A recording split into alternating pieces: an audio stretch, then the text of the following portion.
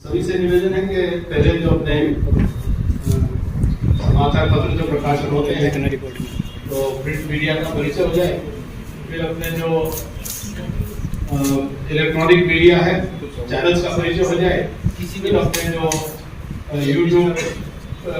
जो यूट्यूबर साथी हैं उनका परिचय हो जाए, तो सम्मान पूर्वक सबका क्रमवार परिचय हो जाए। राजेश जी का आदेश है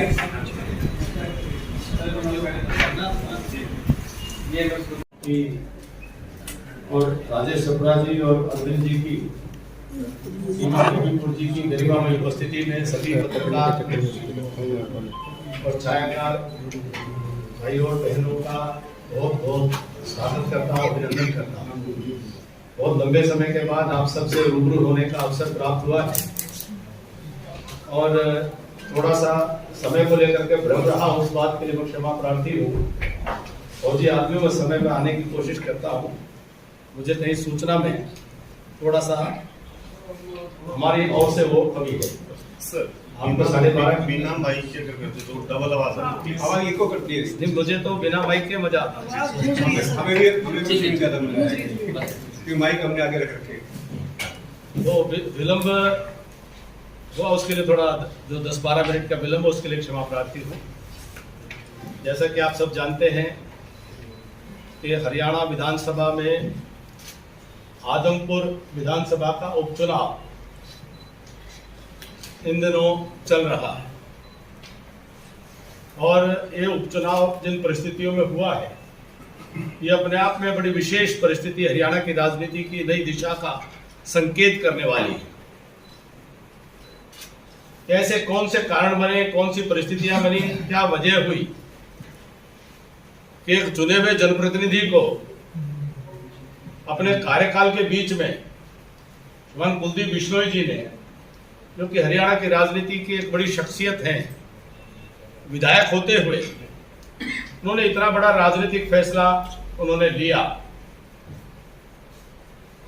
और आज भारतीय जनता पार्टी के उम्मीदवार के तौर पर बड़े नौजवान, ऊर्जावान और बड़े योग्य और काबिल भव्य बिश्नोई जी कमल के फूल के निशान पर जनता के बीच में झोली फैला करके वोटों की अपील कर रहे। मेरा विशेष संकेत उन परिस्थितियों पर है जिन परिस्थितियों में चौधरी कुलदीप बिश्नोई जी को हरियाणा की राजनीति में एक इतना बड़ा निर्णय लेना पड़ा। पिछले 8 वर्षों से आज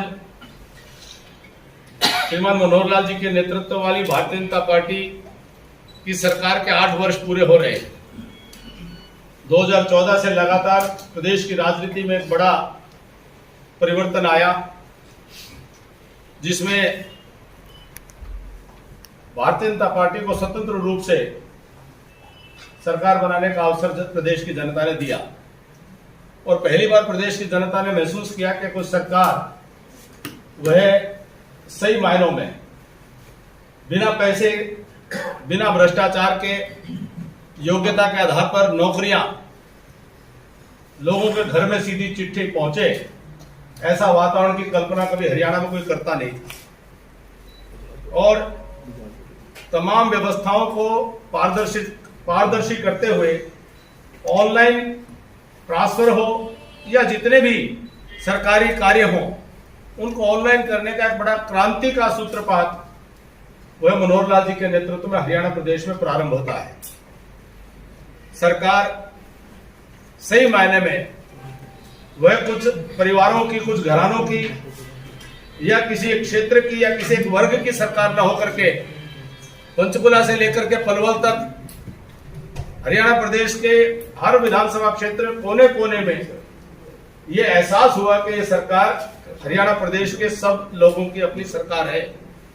एक नई शासन संस्कृति का विकास होता है।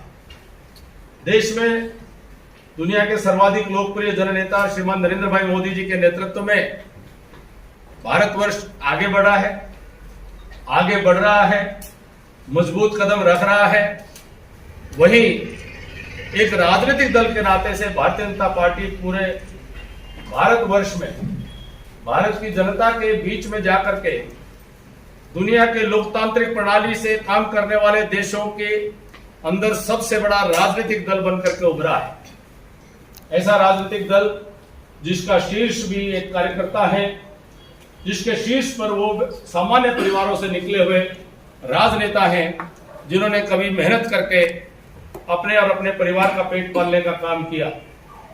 चाहे वो नरेंद्र भाई मोदी जी हो, चाहे वो अमित भाई शाह जी हो, और चाहे वो हरियाणा प्रदेश में मनोहर लाल जी हो, उत्तर प्रदेश में योगी जी हो।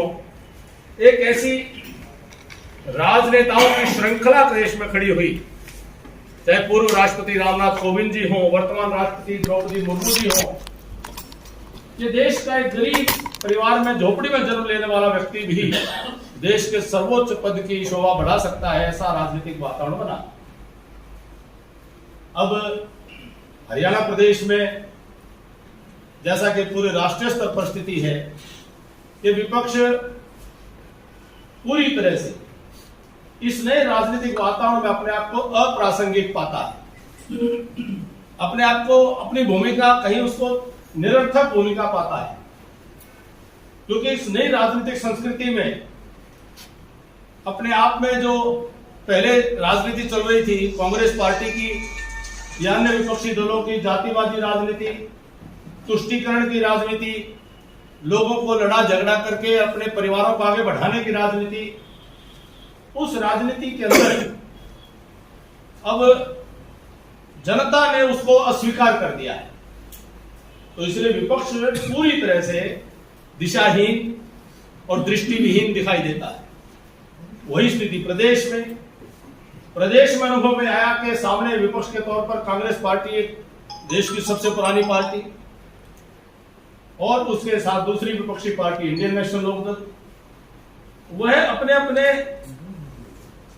जो कुछ चुनिंदा लोगों के दरवाजे और दस्तक तक ही सिमट करके रहेगी, उनकी दहलीज तक सिमट करके रहेगी।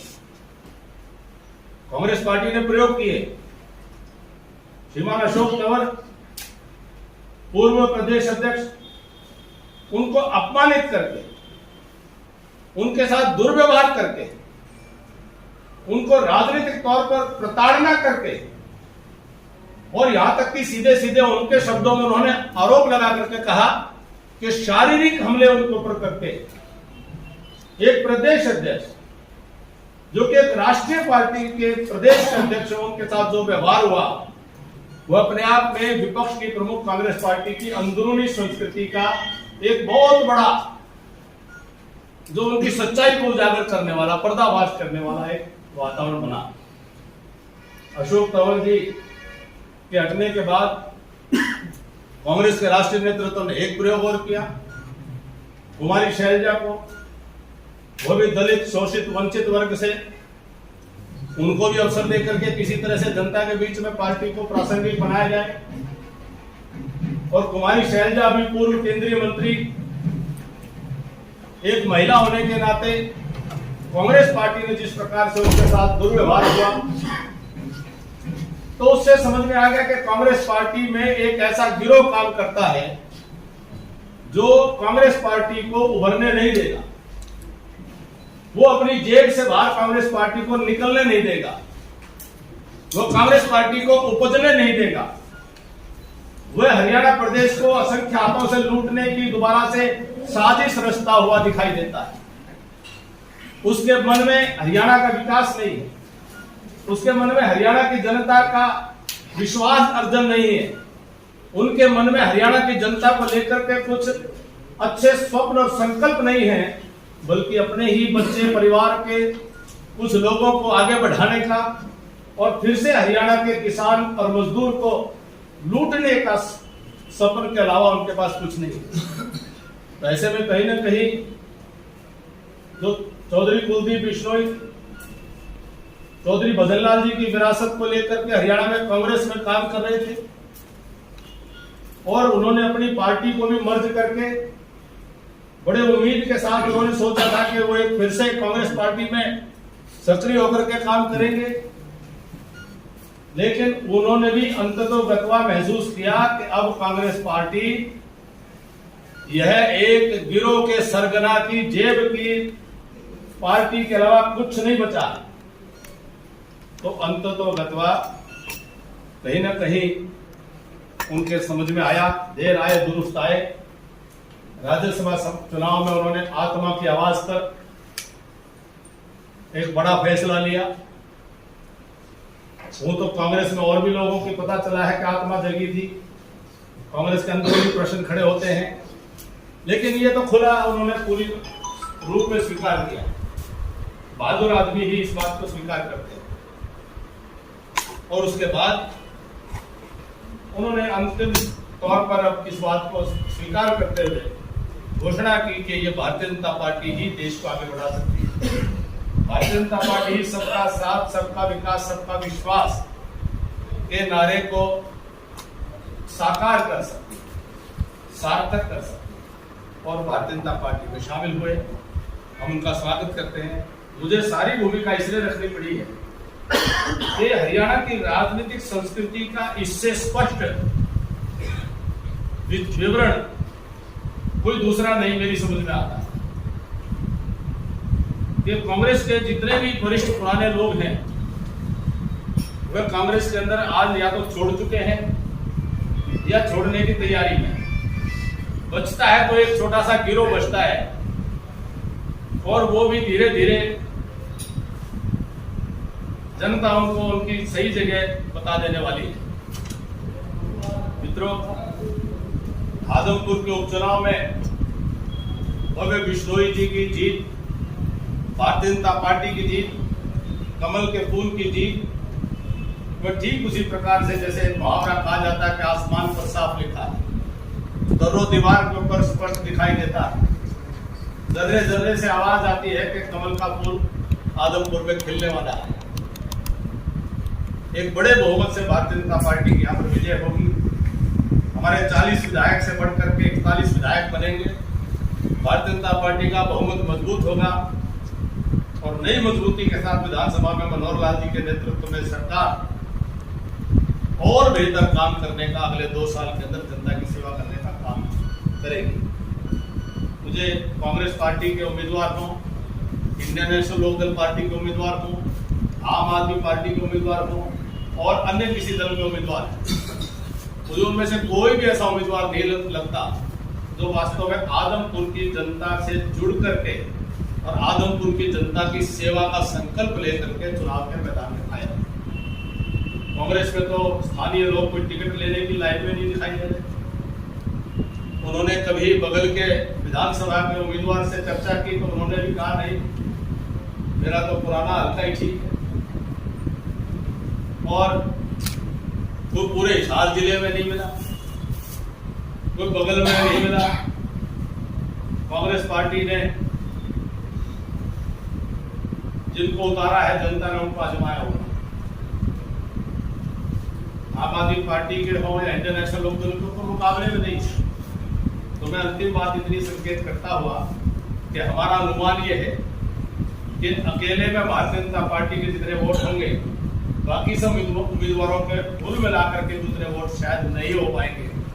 इस अनुमान के साथ मैं अपनी जो मेरी टिप्पणी है मैं आपको समर्पित करता हूं और आपके प्रश्नों का स्वागत करता हूं। आपने बात की कि परिस्थितियां क्या रही और उसके बाद परिवार के बातें की, ऐसी परिस्थितियां क्या थी कि कुलदीप बिश्नोई ने इस्तीफा दिया और चुनाव बेटा। ये पार्टी का अपना फैसला होता है और स्वाभाविक है कि कुलदीप बिश्नोई जी ने भी इस बात को ओपन रखा कि जो भी पार्टी फैसला करेगी मैं भी लड़ सकता हूँ और भव्य बिश्नोई जी भी लड़ सकते हैं और पार्टी और जिसको चाहे पार्टी लड़ा सकती है। तो पार्टी ने भविष्य को ध्यान में रखते हुए कि नए योग्य नौजवान है, पहले भी लोकसभा का चुनाव करके उन्होंने राजनीतिक क्षेत्र के अंदर अपनी पदार्पण किया हुआ है, तो उस नाते से भव्य बिश्नोई जी को पार्टी ने एक योग्य उम्मीदवार के तौर पर आपके बीच में, जनता के बीच में भेजा है। वो योग्यता कौन सी थी सर जिसके आधार पर भव्य बिश्नोई को उम्मीदवार बनाया गया? क्योंकि लोकसभा चुनाव में जो इसी आदमपुर से 23,000 के माध्यम से हारे थे। हर चुनाव के अपने समीकरण होते हैं और 1 पर 1 11 होते हैं। जब वो किसी और सिंबल पर थे और भारतीय जनता पार्टी के सिंबल पर हैं, 1 और 1 11 होते हैं। राजनीति का गणित अलग प्रकार से काम करता है। आजमगढ़ चुनाव में सर बीजेपी के प्रदर्शन को भी विषय बीजेपी 8 साल में कुछ 5 काम गिना पाए कि आपने लोगों की तो बिल्कुल दिखा करके उनको 500 करोड़ 700 करोड़ 800 करोड़ रुपए का हर वक्त यहाँ पे होता है। रिलीज देने की बातें भी होती हैं, लेकिन आज कोई ऐसी बात मैं आपको एक सूची जारी कर दूंगा, तो कृपया करके उस सूची को आप प्रकाशित कर दीजिएगा। आप उस सूची को अपनी रिपोर्ट के अंदर आप उसकी रिपोर्ट बना दीजिएगा। ये 603 करोड़ रुपए के काम जो है पिछले 8 वर्षों में हुए हैं, और ये भी है कि इससे कहीं बेहतर, देखिए स्वाभाविक थोड़ा सा फर्क पड़ता है कि एक कहीं जो प्रतिनिधि होता है वो जा करके वो विशेष प्रयास करके और सरकार के साथ जुड़ने होने वाला या एक थोड़ा फर्क पड़ता है। अब कोई और कसर भी रह गई है, उसको सूद समेत भी पूरा कर देंगे, ये भी भरोसा हम दिला रहे हैं। सर सवाल ये था साथी का कि आपका हो गया सर, वो अपना सवाल पूछ लेंगे साहब। नहीं उन्हीं का था सर। आपके मित्र को पूछने दीजिए, जैसे बगल में एक भाई साहब पूछ रहे थे। अब तक डिप्टी सीएम या जेजेपी का ज्यादा सक्रियता नहीं नजर आ रही चुनाव प्रचार में, कब तक आएंगे वे? क्या कोई बात हुई है पार्टी की? ये बिल्कुल उन्होंने स्वयं घोषणा की है और गठबंधन में चुनाव लड़ा जा रहा है, तो स्वाभाविक है कि नीचे के स्तर के कार्यकर्ता, उस स्तर के कार्यकर्ता के लेकर जो भी उनके वरिष्ठ नेता हैं, वह अभी तो दिवाली का त्यौहार संपन्न हुआ है, सही मायनों में चुनाव अब वेग पकड़ेगा। सारे जो है प्रमुख नेता जिन जिन की जैसे ड्यूटी लगेगी सब आएंगे। इसी में मैं माफी चाहूँगा, मुझे सबसे पहले आप सबको दीपावली की हार्दिक शुभकामनाएं आपको देनी चाहिए थी, और ईश्वर से प्रार्थना करता हूँ दीपावली का एक पावन पर्व आप सबके परिवारों में खूब खुशियाँ, सुख समृद्धि और खुशहाली लेकर के आए। आज गोवर्धन का पूजा का त्यौहार भी है, उसकी भी आप सबको मंगल कामना करता हूँ। सर कुछ टाइम पहले आपने कुलदीप बिश्नोई को बेमौसमी नेता बोला था, और आपने ये भी बोला था गोपाल कांडा है और कुलदीप शर्मा और कुलदीप बिश्नोई, इन तीनों का मालिक एक ही है और इनको ऑपरेट डी पार्क से किया था। ये कब था? आपने ही बोला, आपका बयान आपको दिखा दूंगा। कौन सा कब आया बयान ये 2020 का है। आप उसकी कोई कॉल कटिंग है जी आप ये मुझे भेजिए, आप उसके ऊपर उचित टिप्पणी करूँगा। सर आप पार्टी ने भी अपना कैसे उतारा है, शिक्षा और वोटर की बात करते हैं, शिक्षा को लेकर आप पार्टी तो कैसे देखते हैं इस बात को, आप पार्टी कैसे उतारा? देखिए, आम आदमी पार्टी को पंजाब के अंदर एक अच्छा बहुमत मिला है और पंजाब में उनको एक अग्नि परीक्षा से गुजरना है। अभी हम देखना चाहेंगे कि वो दिल्ली की तरह से फेल होंगे। दिल्ली में जिस प्रकार से जनता को आंखों में दूध रोकने का उनका प्रयास जनता के बीच में उजागर हो चुका है, क्या पंजाब में भी उसी प्रकार की रीत दोहराने का काम करेंगे या पंजाब में कुछ कर पाएंगे? तो आम आदमी पार्टी का हमें कोई उम्मीद नहीं है। उनके जो नेता हैं वो केवल मात्र झूठ बोलने का काम करते हैं। वो पंजाब में जाकर एसवाई पर कुछ बात करते हैं, हरियाणा में आकर के कुछ बात करते हैं, दिल्ली में बैठ करके पराली जलाने पर कुछ बात करते हैं, पंजाब में जाकर के अलग बात करते हैं, हरियाणा में आकर के अलग बात करते हैं। आज तक उनकी कोई भी बात वो साबित नहीं हो पाई है। तो ऐसे में मुझे आम आदमी पार्टी से कोई उम्मीद नहीं, फिर भी एक विपक्ष के नाते मैं उनको पंजाब में उनके काम के परिणाम को भी उसका आकलन विश्लेषण करने का उनको समय देने के लिए तैयार हूं। सर आज आप चुनाव में प्रचार के लिए भी जाएंगे, इसके अलावा बीजेपी के मंत्री, पूर्व मंत्री लगातार चुनाव प्रचार कर रहे हैं आजमगढ़ में। आजमगढ़ की जनता की तरफ से एक आवाज आ रही है कि बीजेपी के शीर्ष नेतृत्व से लेकर के तमाम लोग प्रचार कर रहे हैं, उसके बावजूद भी एक बड़ा काली गाड़ियों का काफिला हल्के में देखा जा रहा है, जिसको गेम चेंजर के नाम से देख रहे हैं आजमगढ़ की जनता, खास करके मतदाता। तो ऐसी क्या जरूरत पड़ी कि गेम चेंजर आपके होते हुए शीर्ष नेतृत्व के होते हुए किसी गेम चेंजर को मैदान में उतारना पड़ा? काली गाड़ी काफिला मुझे नहीं मालूम, आज जाऊंगा थोड़ा कुछ बात सरगर्मियां हैं सर, हल्के में सरगर्मियां हैं, एक बड़े सी काली गाड़ियों का काफिला लगातार देखो। ऐसी कोई बात सूचना पता चलेगी तो उसका जो है उत्तर भी दें। की बात कर रहे हैं मेरी जानकारी में नहीं है, इसलिए उसका उत्तर मैं नहीं दे सकता। तो आपने जिस गिरोह का जिक्र किया, वो गिरोह किसको कहते हैं? वो गिरोह का सरगना वो हरियाणा प्रदेश जानता है। गिरोह किसका है? जो कभी किसी दूसरे को हरियाणा प्रदेश में देख करके राजी नहीं, जिन्होंने हरियाणा प्रदेश को असंख्य हाथों से लूटा है, जिन्होंने किसानों की जमीनों को कम दाम के ऊपर उनको अधिग्रहण का भय और डर दिखा करके, जिन्होंने हजारों एकड़ जमीन को अपने साथियों की जेबों में डाल करके हरियाणा की जनता की जेब पर डाका डालने का काम जिन्होंने किया है, जिनके ऊपर अनेक प्रकार के मुकदमे भी चल रहे हैं। हरियाणा की जनता जब उनकी सच्चाई को जानती है कि जब उनको सत्ता से बेदखल कर दिया गया तो किस प्रकार से हरियाणा प्रदेश को उन्होंने जाति पाति की आग में जलाने का काम किया, ऐसे लोगों के और हरियाणा की जनता पहचान चुकी है। इसलिए उस गिरोह के सरगना का अनुज रोहतगी जी मेरे से ज्यादा आप जानते हैं। नाम आप इतनी आप हमारे ऐसा सवाल है, हरियाणा प्रदेश की कच्ची क्लास में पढ़ने वाले बच्चे से भी पूछ लोगे कि हरियाणा की राजनीति का डाकू कौन है, वो आपको जवाब दे देंगे। सर पर्सन अगर किया जाएगा तो ये कहना पड़ेगा कैप्टन साहब ने बिना नाम लिए निशाना साधा। राजेश जी के मन में पता है, अनुज जी के मन में भी पता है, आप भी बता दो। आप भी पूछ लो, मैं हाँ ना कह दूंगी।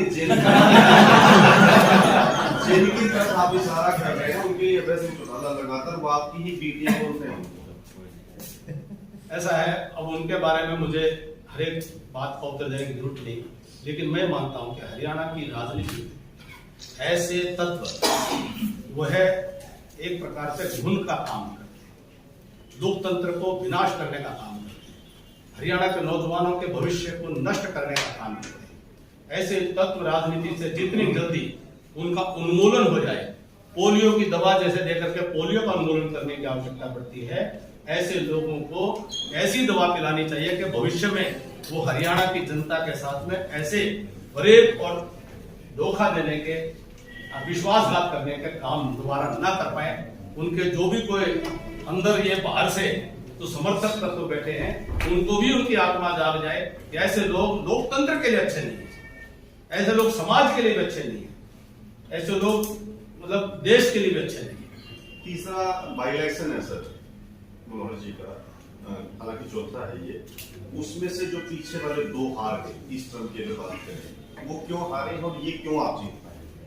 देखिए ठीक है, इस बात का आकलन होता है कि हम कौन सा दो उपचुनाव जो है नहीं जीत पाए, कुछ ऐसी परिस्थितियां रही और क्षेत्र का भी अपना समीकरण रहता है, उम्मीदवारों का भी अपना एक प्रभाव रहता है, उन अनेक फैक्टर्स होते हैं और अंदरूनी तौर पर हम उनकी समीक्षा भी करते हैं, हम उनका पूरा एक फीडबैक भी लेते हैं और जरूरी नहीं कि जो सारी समीक्षा जो हम करें उसका पूरा विवरण जो है उसको साझा करें, कुछ चीजें हमें अंदरूनी होती है। लेकिन आदमपुर के उपचुनाव की जो एक दिशा दिखाई दे रही है वो स्पष्ट उसमें उम्मीदवार की दृष्टि से, उसके अंदर जो एक पूरा चुनावी जो वातावरण की दृष्टि से, हर दृष्टि से आदमपुर के अंदर स्पष्ट दिखता है कि एक बड़ी जीत की तरफ भारतीय जनता पार्टी बढ़ रही है। सर इसका मतलब आप ये कुलदीप बिश्नोई की जीत देख रहे हो? जिनके एक बात नहीं हुई। आदमपुर उपचुनाव को 2024 का सेमीफाइनल माना जा रहा है, क्या आप ये समझते हैं कि 2024 का सेमीफाइनल नहीं? मुझे खैर इस तरह की मेरा कोई आकलन इस दृष्टि से मैंने नहीं किया है, हर चुनाव अपने आप में महत्वपूर्ण होता है। सर बाई इलेक्शन को बता देते हैं सर, सेमीफाइनल हालांकि एक और सामने आप ही बताने वाले हो, आप ही पूछने वाले हो। जी धन्यवाद सभी का, बहुत बहुत धन्यवाद। तो कुछ जलपान वगैरह करा दो।